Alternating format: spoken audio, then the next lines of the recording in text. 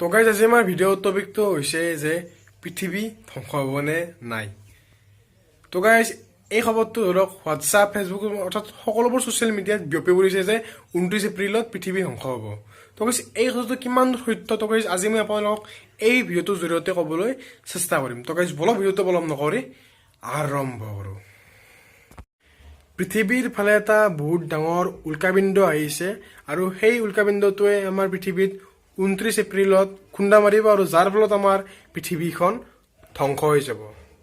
তো গাইজ এনেকুৱা ধৰণৰ কিছুমান ফেক নিউজ আমাৰ বৰ্তমান ছ'চিয়েল মিডিয়া অৰ্থাৎ ফেচবুক হোৱাটছএপত বিয়পি পৰিছে।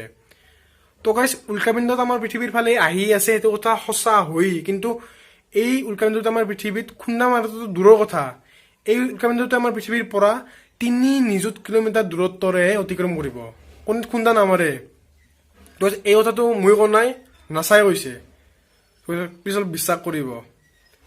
আৰু গাইজ এই যিটো উল্কাপিণ্ড আছে সেই উল্কাপিণ্ডটোৰ ব্যাস হৈছে 1.8 পৰা 4.1 ব্যাসাৰ্ধৰ এটি উল্কাপিণ্ড।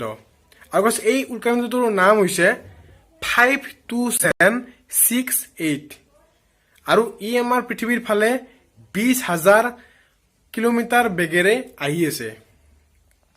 তো গাইজ পৃথিৱীৰ ফালে আহিছে, পৃথিৱীত খুন্দা নামাৰে। তো গাইজ আপোনালোকক প্লিজ ৰিকুৱেষ্ট কৰিছোঁ যে এনেকুৱা ধৰণৰ ফেক নিউজ নবনাব আৰু এনেকুৱা ধৰণৰ ফেক নিউজ কোনো কাৰণত শ্বেয়াৰ নকৰিব।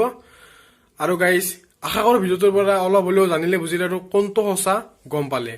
যদি ভাল লাগিল প্লিজ লাইক শ্বেয়াৰ কমেণ্ট কৰিব আৰু আমাৰ এই JS5 চেনেলটোক ছাপোৰ্ট আৰু ছাবস্ক্ৰাইব কৰিব বুলি আশা ৰাখিলোঁ। তো গাইজ আজিলৈ দিল্লী টাটা।